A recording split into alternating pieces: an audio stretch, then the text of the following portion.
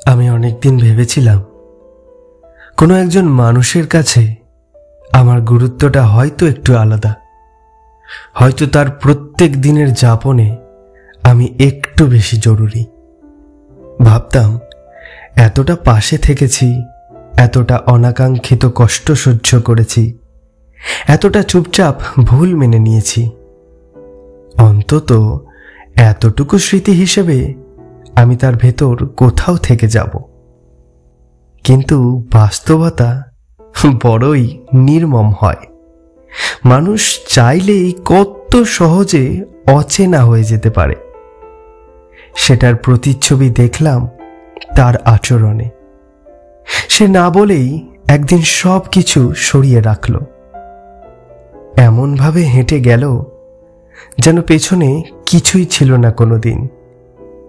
তখন বুঝলাম, যারা আমাদের সত্যিই ভালোবাসে তারা কখনো নীরবে সরে যায় না, আর যারা নীরবে চলে যায় তাদের কাছে আমরা কখনোই গুরুত্বপূর্ণ ছিলাম না।